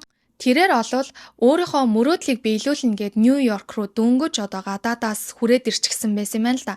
За ингэж байж байхдаа олвол Наталья гэх энэхүү эмэгтэйтэй танилцаад маш хурдан хугацаанд сайн найзууд болж чадсан. Энэхүү эмэгтэй олвол би чамд чиний мөрөөдлийг биелүүлж өгөх, чиний сургалтын төлбөрийг төлөөд ингээд явчих гайгүй дайжгүй залуу таны шүү гэдэг байдлаар Jeffrey Epstein-тэй танилцуулсан байна. За Jeffrey-тэй танилцуулаад түүнийг онгоцоороо тухайн арал руугаа авч явахаар болсон юм байна л да. За ингээд Наталья ч байсан, Сара гэх эмэгтэй ч байсан, Жеффри ч байсан өөр хүмүүс зөндөө олон хүмүүс байсан гэж байгаа байхгүй. Ингэт нь бол тухайн онгоцон дотроо Жеффри нэг охинтой маш хэрцгийгээр бэлгийн харилцаанд хүмүүсийн өмнө орж исэн. Энийг нь бол хинж тоогоогүй. Гэхдээ Сара бол харахгүй байж чадаагүй. Яагаад тэгэхээр тэр эмэгтэй маш их шаналлтайгаар ойрлож шарлж исэн учраас өөрийн мэдлгүүд тийшээ ингээд харчаад исэн гэж байгаа байхгүй. Арал дээр очлоо. За Сарагийн хувьд бол үүний талаар огтхонч төсөөлөлгүй байсан хүн чинь очисныхоо маргаашнаас эхлээд өдөрт 3 удаа ингэж хүчндүүлэх болсон. Маш аимшигтай.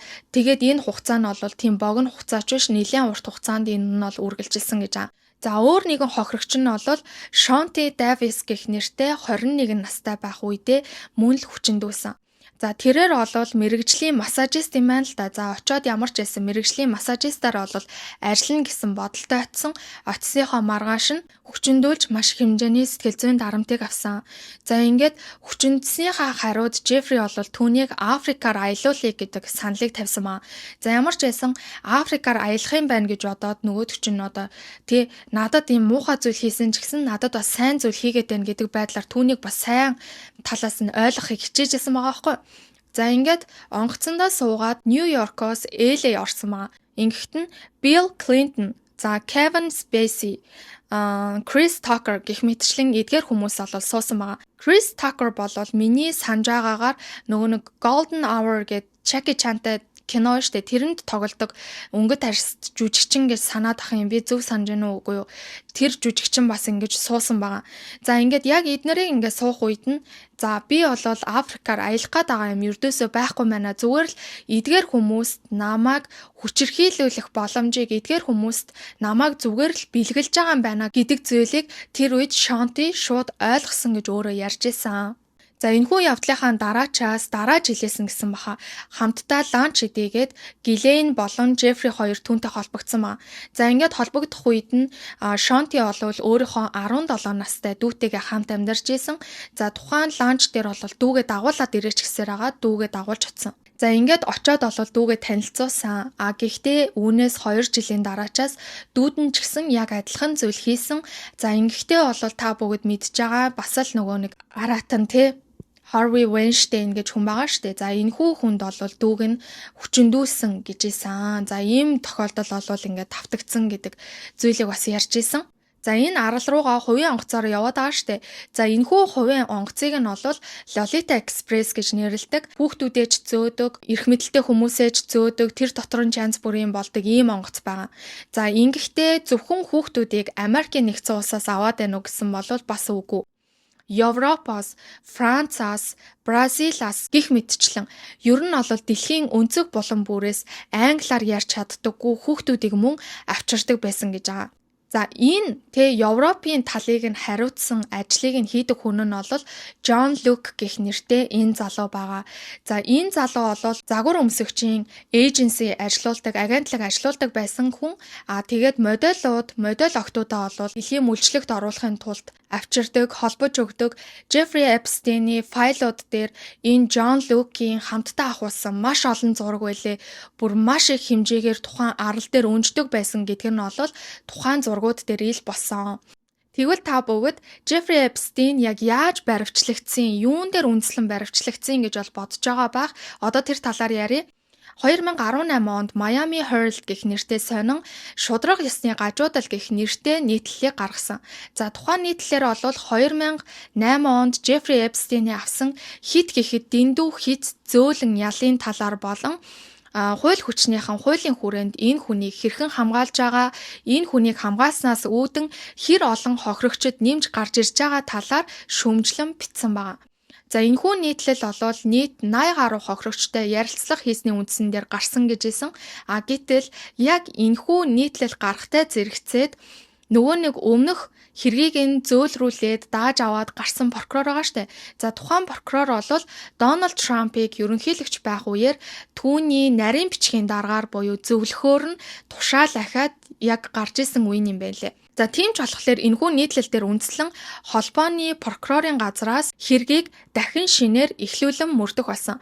За ингэхдээ бол тухайн прокурор нь хохирогчдын талаар хуулиудыг ноцтой зөрчөөд хохирогчдод ямар ч хохирол барагдуулаагүй, хохирогчдод энэ талаар юу ч мэдээллээгүй, хохирогчдын үзэл бодол, санал хүсэлтийг огтхонч аваагүй маш ноцтойгоор хууль зөрчсөн нь бол ил болсон байгаа. За ингээд улсын хэмжээний хэргийг үүсгэсэн. Jeffrey Epstein-ийг насанд хүрээгүй охтыг системтэйгээр бэлгийн үйлчлэгт оруулсан хэмээн үзэж 2019 оны 7 сарын 6-ны өдөр Францаас дөнгөж бууж ирмэгцэн онгоцны буудлаас баривчилсан байдгийн байна. За нөгөө прокурор ч гэсэн олон нийтийн анхаарал аваад ах тусам ажлаа өөрөө өгөөд ямар ч хэсэнд өөрийнхөө идэлх ёстой ялыг бол авсан байгаа. За Jeffrey Epstein бол баривчлагдсныхаа дараагаар 100 сая долларын барьцаа төлөөд гарья, гадуур байцаагдъя гэдэг тийм хүсэлтийг гаргасан боловч түүнийг оргон зайлах эрсдэлтэй гэж үзээд түүний хүсэлтийг бол огтхомж хүлээж аваагүй. За ингээд түр хугацаанд бол Suicide Watch гэж тэгжсэн. За энэ нь бол амиа хорлох эрсдэлтэй байж магадгүй учраас амиа хорлох эрсдэлтэй хүмүүсийн тийм камерт бол хэсэг хугацаанд байлгасан. За ингэж яагаад өөр камер л бол шилжүүлсэн юм байна лээ. Энэхүү камертаа бол тэрээр хажуудаа бас өөр хоригдолтой хоёулаа байх хэвээр. За түүнээс гадна харуул хамгаалалт маш сайн байх хэвээр. Тогтмол тухайн хүмүүстээр очиж шалгаж явах ёстой гэх мэтчлэн олон дүрм журмыг зөрчөөд түүнийг зүгээр ганцаарнг нь хорьцсон. За тийм болохоор тэрээр 2019 оны 8 сарын 10-ны өдөр өглөөний 6 цаг 30 минутанд өөрийнхөө камертаа амиа хорлсон байдалтайгаар олдсон байдаг. За энэ дээр бол хүмүүс мэдээж маш их хэмжээгээр эргэлзээтэй ханддаг. Тэр яг баттай хэсгийг нь бол би мэдэхгүй байна. Гэхдээ тэр мэдээлэл бол нэлээд шуугаад байгаа байхгүй юу гэхээр 2019 оны 8 сарын 9-ний өдөр Jeffrey Epstein үгсэн байдалтайгаар олдсон учраас түүнийг яаралтайгаар суллах гэдэг тийм одоо захирамж гарчсан байсан. Гэтэл 8 сарын 10-ны өдрөө бүхэл нэг өдрийн дараачаас түүнийг амнасаа алдсан байна гэдэг мэдээлэл гарч байгаа нь яг ямар учиртай юм бэ гэдэг байдлаар бол хүмүүсээс хардж байгаа. За түүнээс гадна үнэхээр амиа хорлсон болол тухайн цогцсны байгаа байдал хамар болон чихний хээ. За түүгээр зогсохгүй түүний гарн дээрх шивээс нь хүртэл байгаагүй. Хамар нь арай ийм нэг монхоор за чихнийх нь хээ нь бол арай өөр гэдэг ч юм уу. Хүмүүс бол өөрийнх нь зурагтай болон тухайн нас барсан цогцтой хамт ингээд хин хэнийг ингээ харьцуулаад үзэж байгаа байхгүй. За энийг нь үзээд бол энэ Jeffrey Epstein биш байна. Хэрвээ үнэхээр Jeffrey Epstein нас барсан бол энэ амиа хорлолт биш. Jeffrey Epstein шиг хүн хизээч өөрийгөө хорлохгүй, хизээч өөрийгөө алахгүй. Харин энэ бол улс төрийн эрх мэдэлтэй хүмүүсийн шийдсэн аллага байна. Түүний шүүх хурал болох юм бол маш олон хүмүүсийг чирээд өөрийнхөө авс руугаа орох байсан учраас ийхүү түүний шүүх хурал болохоос өмнө түүний амийг ингээд авчлаа гэдэг байдлаар ярьж байгаа хүмүүс байгаа. За Jeffrey Epstein-ыг бол Израилийн тагнуул байсан гэдэг мэдээллүүдийг бол та бүгд хэдийнэ харсан байх гэж бодож байна. Гэхдээ энэ бол баталгаатай мэдээлэл биш ээ.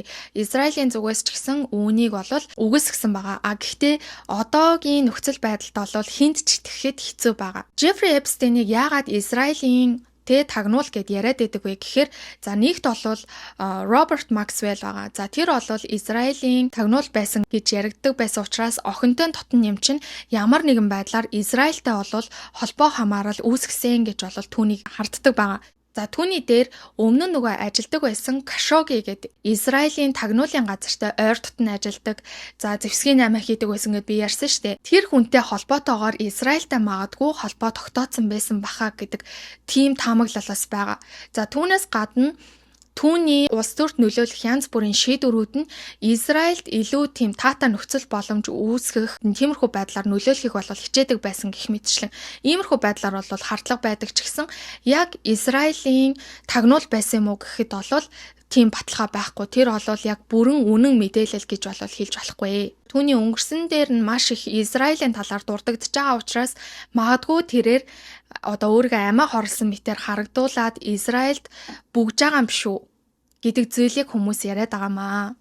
Энэхүү том сүлжээ аалзны тор шиг ийм том гэмт хэргийг ердөөсөө л 3 хүн нуруунд дээрээ даагаад гарч байгаа гэхэд бараг хэлсдэхгүй юм байна лээ.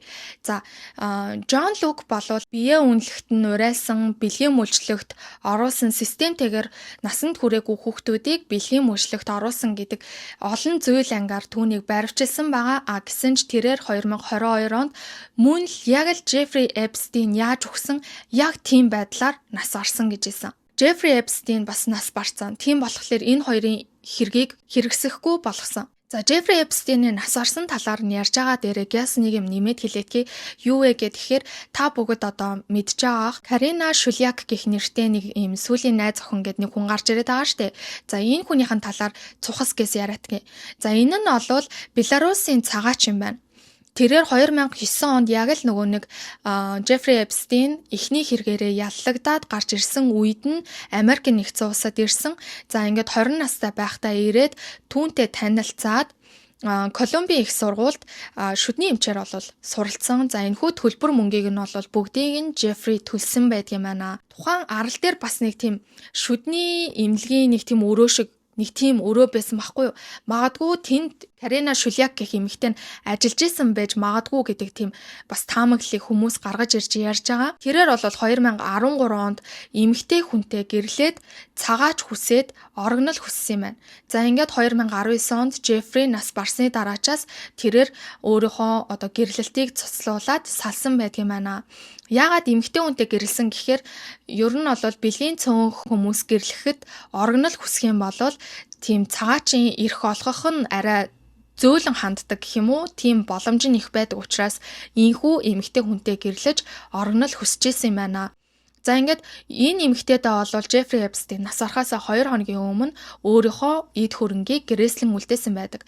Энд нь юу байдаг гэхээр $50 сая.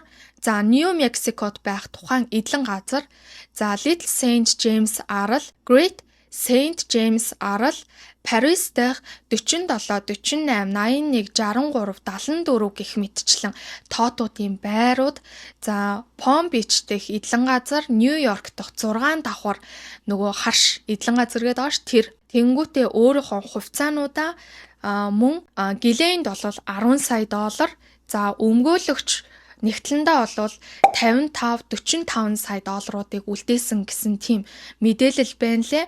За гэхдээ энийг нь бол яг тэр гэрээслийнхэн дагуу хүмүүст нь ердөөсөө очоогүй. Яагаад гэхээр хохирогчдод зориулсан сан нэгдсэн учраас энэхүү эд хөрөнгүүдийг нь бүгдийг нь зараад тэгээ ямар ч байсан хохирлыг барагдуулахаар ингээд шийдвэрлээд ингээд явж байгаа юм байна лээ. За тэгснэ Гилейнд 10 сая доллар үлдээсэн гэдэг дээр хүмүүс маш их гайхаж байгаа. Олон жилийн хугацаанд бүх заваа юмыг нь зохицуулж хийж ирж исэн хүндээ 10 сая доллар үлдээсэн хэрнээ өөрийнхөө сүүлд суугч исэн найз хүүхэндээ маш том даймонд бөгж за эдгээр бүх эд хөрөнгүүдээ үлдээсэн гэдэг нь нэг тийм учиртай байна. Эсвэл наа чинь амьд учраас наад хүүхнээсээ буцаад юмнуудаа бол авчна гэж бодоод ингэж үлдээсэн юм биш үү гэдэг байдлаар бол бас ярьж байгаа. За тэгвэл ганц үлдсэн хүн нь бол Гилейн Максвелл. За Гилейн Максвелл бол хүмүүсийг зуучилсан яг тэр нөгөө хэрэгүүд нь ил болоод 20 жилийн ялыг 2021 онд авсан байгаа. За одоогоор бол тэрээр амьд байгаа ч гэсэн холбооны прокуроруудад өөрийнхөө мэддэг бүхий л мэдээллүүдийг, бүхий л нэрсийг, бүхий л нотлох баримтуудыг гаргаж өгч өөрийгөө хамгаалалтанд авахулж байгаа гэдэг тийм мэдээллүүд бас явж исэн. Гэхдээ энэ бол яг баталгаатай биш. За одоо хэдүүлээ Жеффри Эпстейний файлуудын талаар яриад тэгээд энэ хөвчлэгээ дуусгая. За Жеффри Эпстейний файл бол бараг 6 сая шахуу хуудастай тийм файл байгаа гэдэг байгаа байхгүй юу. Гэхдээ энэ бас албан биш. За үүнээс бол 3.5 сая буюу 50-60%-ийг нь л дөнгөж ил гаргасан. За 3.5 сая хуудас материал 180 мянган зураг 2000 бичлэг гэлөөдөө тийм их хэмжээний материалуудыг гаргасан. Гэхдээ энэхүү гэмт хэрэгт яг ямар хүмүүс оролцсон юм? Яг ямар хүмүүс холбоотой гэдэг хүмүүсийн нэршил нэрнүүд огтхон жил болоогүй. Гэхдээ түүний мэйлүүд ил байгаа штэ. За энийг нь жоохон авах гээхийн ухаанаар хандаж үзэх ёстой юм шиг байгаа. За юу гэхээр энэхүү мэйлэн дээр дурдгдсан болгоно тухайн арал дээр очиод тийм асуудал хийсэн гэдэг шууд баталгаа болохгүй. За түүнээс гадна тухайн арал дээр очисон хүн болгон тийм зүйлийг хийсэн гэдэг бас баталгаа болохгүй гэдэг байгаа байхгүй юу. Тэгэхээр ямар ч зүйлд итгэх боломжгүй, маш барьцгүй, маш эвгүй цаг үе биднэрт ингээд тохоогоод байна. За файл дээр Эпстейний гэрийнхэн тэр доторх зургууд нь бүгд авагдсан байгаа. За гэрийнхэн доторх зургууд дээр маш их хэмжээний шашны бэлэг тэмдэг болсон зүйлүүд байгаа. Христийн шашны бэлэг тэмдэг болсон зүйлүүд байгаа. За 3 дахь давхраасаа эхлээд шалдан нүцгэн хүүхнүүдийн зургууд их болж эхэлж байгаа байхгүй юу. За түүнээс гадна бэлтгэлийн өрөөний угаалгын өрөөнд нь хүртэл шалдан хүүхнүүдийн зурсан, дарсан янз бүрийн зурагнууд, эмэгтэйчүүдийн биеийн хэсгүүд. За ингэхдээ яг нэг бүтэн биеэрээ биш. Биеийн яг эд эрхтэн бүрээрээ ингээд тусдаа салангат байдлаар дүрслэгдэн хийсэн тийм декор зүйлүүд байгаа гэж байгаа. За түүнээс гадна түүний таазнаас тэгж олсоор бууж байгаа эмэгтэй хүний арга ясны тийм баримл гэхүү тийм зүйл байсан. За түүнээс гадна хүүхдийн төмөр баримлууд байгаа. За яг л нэг юм зүгээр ингээ муугар ботхоод байна штэ. Бүр ингээ аимшигтайгаар бодож үзэхэд хүүхдийн цогцыг гаднаар нь ингээ төмрөөр ингээ бүрчгсэн юм шиг тийм сонин баримлууд байгаа. За бүр юм нялх хүүхдийн бүр яг дөнгөж төрөөд удаагүй нялх хүүхдийн тийм ширээн доор хөлний хэсэгт тийм бас баримл байгаа. Би зургуудын бүгдийг нь оруулна. За дурсгалын өрөө гэдэг зүйл бас байгаа гэж байгаа. За энэхүү өрөөнд нь янз бүрийн мянган охтуудын зураг бүр 1000 хол давна гэж байгаа. Охтуудын зураг, шалдан нүцгэн зурагнууд нь хоорондоо янз бүр болж байгаа зурагнууд нь за томчуудын тоглоом, бэлгийн харилцаанд орохдоо өмсдөг янз бүрийн хувцас, хэрэглэлүүд гэх мэтчлэн тиймэрхүү зүйлүүд маш их байна гэж аамаа. Мөн охтыг дөрөв мөчнөөс нь хүлээж шав шалдан газар хөвтүүлж агаад би нэг юм нарийн ямаар түлээд байна гэж харсан байхгүй юу тэр бичлэгийг нь. Гэхдээ тэр нөгөө юм нарийн юм урт савхан томруулдаг шил байсан гинэ. За тэрхүү шилээрээ ингээд тухайн охиныг энэ тэндээс нь түлж байгаа, нарлуу харуулж агаад ингээд түлж байгаа тиймэрхүү зургууд бас байсан. Мөн мэйлүүд байсан. За тэрхүү мэйлүүд дээр болохоор та бүгд мэдээж харсан бах нөгөө пицца, hot dog гэх мэтчлэн иймэрхүү үгнүүд нь иймэрхүү утгыг агуулж байгаа штэ гэх тодорхойлт гарсан байгаа штэ. За тэр бол худлаа мэдээлэл шүү. Тийм баталгаатай гаргаж ирээд энэ нь ийм утгатай гэсэн үг бол огтхомж биш ээ. Гэхдээ хүмүүсийн гаргаж ирж байгаа нэг онол байгаа. За тэр онол нь юу гэхээр Jeffrey Epstein-ийн мэйл дээр маш их хэмжээгээр хоолны тийм мэйлүүд зөндөө байгаа. Ялангуяа пицца гэдэг үг маш их байгаа аахгүй юу? Чиний пицца амттай байлаа. Энэ пицца үйлчлэг чинь гоё байлаа гэх мэтчлэн иймэрхүү маш их хэмжээний мэйлүүд байсан. За энэхүү мэйлүүдийг бол би бүгдийг нь оруулна. За энэ дээр нь бол Pizzagate гэдэг тийм онолыг гаргаж ирж яриад байгаа. За энэхүү онол нь ч гэсэн худлаа гэд Google дээр бичээтэй байлаа. Гэхдээ яагаад байж болохгүй гэж бодоод үзэх юм бол тухайн Pizzagate гэдэг онол нь бол бага насны хүүхдүүдийг бүр жоохон хүүхдүүдийг бэлгийн мүлжлэгт ашигладаг тийм онол байдаг юм байна л да. За тийм онолыг ингэж гаргаж ирж ярьж байгаамаа. За түүнээс гадна өөр бас нэг бичлэгүүд байна лээ.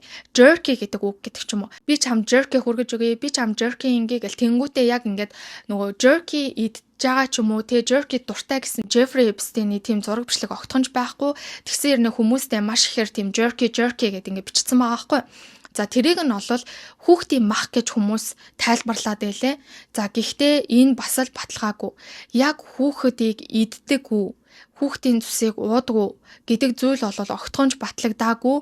Тэрнийг нь бол энэ яг тэгдэг шүү гэдэг тийм албан ёсны мэдээлэл огтхонж байхгүй. За мөн хүүхдийн жоохон хүүхдийн цусыг юу гэдэм болоо өргөл болгож ингэж өргөж барьдаг гаж шашин ийм зүйл бас хийдэг байсан гэх мэтчлэн иймэрхүү зүйлүүд бол бас л баталгаагүй. Яг үннийг хэлэхэд 3.5 сая хуудас тэр мэйлийг бүгдийг нь мэйл тэр мэдүүлэг тэр бүгдийг нь бол үзээд суух тийм завтай хүн бараг байхгүй хаа. Маш их хэмжээний материалууд байгаа. Тийм учраас тэрэн дээр яг хийдэг гэдэг тийм бүрэн баталгаа байхгүй. Гэхдээ цаашид бол би энэ дээр яг баталгаатай гарсан мэдээллүүд ийм байна гэдэг ч юм уу жижиг байдлаар бол оруулаад явах болно. За түүнээс гадна хүүхдтэй холбоотойгоор нэг ийм хит хитэн мэйлүүд байсан маш эвгүй. За тухайлах юм бол би чамайг хүүхдэд сонирхолтой гэдгийг чи мэдж байгаа учраас энэ миний мэйл чиний өдрийг сайхан болгоно гэж найдаж байна. Тэр жирэмсэн гэсэн гэдэг тийм мэйл байсан. Шинэ Бразил ирсэн хөөхөн тачаангу 9 настай гэдэг тийм мэйл байсан. Тэр бас үнэхээр аимшигтай байсан. Чиний тэр жоохон охин чинь үнэн бас юу юм аа? Би яг тэр үгийг нь хэлж болох эсхийг мэдэхгүй байна. Гэхдээ та бүгд ойлгож хоёр дахь утгаараа нэг тийм бэлгийн харилцаанд орохдоо нэг тийм харилцаа гаргах юм аа гэж тэгчээсэн. Тэр нь тэгээд жоохон охин гэдэг байгаа байхгүй юу? Мөн хүүтэй босонд чинь баяр хүргэе гэсэн мэйлсэн. Гэхдээ Jeffrey Epstein бол хүүхдтэй гэдэг ямар ч тийм баримт нотлохоо байхгүй. Тэр битгий ил хүнтэй гэрэлсэн гэдэг ч тийм нотлохоо байхгүй шүү дээ. Гэтэл энэ бол маш сонирхолтой байсан. Мөн хүүхэд хөндлөнгийн эмэгтэй хүний хоолойг сонсохоосоо илүүтэйгээр ээжийнхэн хоолойг сонсохороо илүү сайн хөхдөг гэсэн би тийм зүйл сонссон гэдэг тийм утгатай мэйлсэн. Эмэгтэйчүүдээс хүүхдүүдийнхаа дөнгөж төрсэн хүүхдүүдийнхаа зургийг явуулаад мөн жирэмсэн байх үеийнхаа baby shower хийж авах үеийнхаа нэг Америкчууд чинь baby shower гэдэг зүйл хийдэг штэ. За тэр зүйлийг хийж авах үеийнхаа зургуудыг явуулаад за тэгээд энэ жижигхэн тулаа чамд баярлаа гэж шүү гэдэг ч юм уу нэг иймэрхүү байдалтайгаар Jeffrey Epstein руу янз бүрийн мэйлүүдийг явуулдаг. Мөн би найз охтуудтайгаа байна. Удахгүй уулзаад охтын үдшилэг хийя гэдэг ч юм уу нэг иймэрхүү утгатай мэйлүүд бас байсан. За энэтэй холбоотойгоор бас нэлийн эвгүй нэг зүйл яригдж байгаа. Энэ бол Human Incubator гэдэг зүйл байгаа. За та бүгд бол сонссон баха. Яг нэг 16 настай охины тэмдэглэл гэдэг байгаа штэ. За тэрээр бол кодоор бичээд тэрнийг ингээд яг уншихад бэлэн болгоод ингээд файлаар оруулсан байгаа байхгүй юу. За тухайн кодоор бичснийг ингээд уншихлаар яг иймэрхүү байдлаар ингэж дээр доор нь бичсэн. Яг ингээд бичсэн учраас уншихад бол ойлгомжтой байсан. За тэрэн дээр бол юу гэж бичижсэн гэхээр эхлээд нэг хүүхдийг ингээд жирэмслүүлсэн байгаа байхгүй юу. За ингээд жирэмслүүлээд тухайн хүүхдээ бол ингээд төрүүлсэн маа. За төрүүлээд түүнийг ердөөсөө 10-15 минут амлуулаад цээжин дээрээ тавиал удалгүй гэлэн түүнийг аваад явчихсан гэсэн. Тэгснээ буцаж ирснээ she was beautiful. She was буюу тэр хөөрхөн байсан. өнгөрсөн цаг дээр is биш was гэж хэлсэн надад гэдэг ч юм уу тиймэрхүү утгатай зүйлүүдийг бичсэн байсан. За түүнээс гадна түүнээс хойш дахин жирэмсэлсэн. Дахин жирэмслээд би яг л одоо хүн тээгч юм шиг. Би түүний боолно. Би түүний эд бараана. Би түүний хүн одоо тээвэрлэгч нь. Хүн тээгч нь гэдэг байдлаар өөрийгөө бичсэн маа. За ингээд дараагийн жирэмсэлтээсээ болол тэр охин хүүхдээ алдсан аборт хийлгсэн юм шиг байгаа. Энэ мэтчлэн хид хідэн удаа хүүхдтэй болоод ахуулаад хүүхдтэй болоод төрүүлээд гих мэтчлэн иймэрхүү байдлаар олвол ямар ч бүртгэлгүй хүүхдүүдийг бий болгодог. Ямар ч бүртгэлгүй хүүхдүүдийг төрүүлээд хар зах дээр зардаг гэдэг зүйлүүд бас яриад байгаа байхгүй юу? Гэхдээ энийг бас сайн мэдэхгүй шүү дээ. Яг баталгаатай биш. Гэхдээ бүртгэлгүй хүүхдүүдийн асуудал бол зөндөө байсан юм шиг байгаа. Бүр тэр Palm Beach-ийн үеэс ихсүүлээд тухайн одоо тэр ахлах сургуулийн хүүхдүүд хүртэл нэг хүүхэд гэхтэл багадаа 3 удаа 4 удаа абортод ордог. Абортод орох хоо бол хязгааргүй маш их байдаг байсан. Ямар ч тийм хамгаалтгүйгээр бэлгийн харилцаанд ордог байсан учраас охтууд маш ихээр жирэмсэлж, ахуулах нь ахуулж, төрүүлэх нь төрүүлээд за тэрхүү хүүхдүүдийг олвол зардаг байсан уу, иддэг байсан уу, өргөл болгодог байсан уу мэдэхгүй ямар ч байсан бүртгэлгүй хүүхдүүдийн асуудал бол зөндөө яригдчихсэн. За тэгээд одоогийн байдлаар миний олж мэдсэн мэдээллүүд бол энэ хүртэл байна. Ямар ч байсан цаашдаа ямар шинэ мэдээллүүд нэмэгдэж гарах нь. За түүнээс гадна би өөрөө бас тэр Jeffrey Epstein-ийн файлыг бас нэлээд сайн ухаалаагаа одоо хүртэл за тийм болохоор шинэ зүйлүүд гарч ирэх юм бол дор жижиг байдлаар ч хамаагүй бичлэг болгоод оруулъя гэж бодож байгаа. За мөн энэхүү бичлэгийг одоо энэ хүртэл үзсэн та бүгддээ баярлалаа. Ямар ч байсан та бүгддээ тодорхой хэмжээний мэдээллийг хүргэсэн байх гэж бодож байна. Альва зүйлд сохроор битгий итгээрэй гэдгийг бид нэр энэхүү кейсэн дээр маш сайн харж авлаа гэж бол би ойлгож байна. Ямар ч хүний ард юу ч байж мэднэ. Бидний ирээдүйг шийддэг хүмүүсийн ард ийм зүйлүүд болж байна. Тэгвэл одоо хэний ч арт юу ч байж болно. Тийм болохоор альва зүйлд сохроор битгий итгэж энэ хүн ийм зүйл хийдэг болохоор сайн хүн гэдэг байдлаар битгий итгэж байгаарай гэдгийг энэхүү кейсээрээ маш сайн ойлгож авлаа. Та бүгд ч гэсэн маш сайн ойлгож авсан байх гэж найдаж байна. За ингээд дараагийн бичлэгээрээ бол би та бүгдийн бас нэлээд мүлжүүртэй гэж яриад байгаа хүмүүсийн талаар бол ярих гэж бодож байгаа. Ингээд сувгтайгаа ойрхон байгаарай. Дараагийн бичлэгээр уулзлаа. Төв баяртай баярлалаа. 싫어하는 얘기를 마저도 서로에게 웃어줄까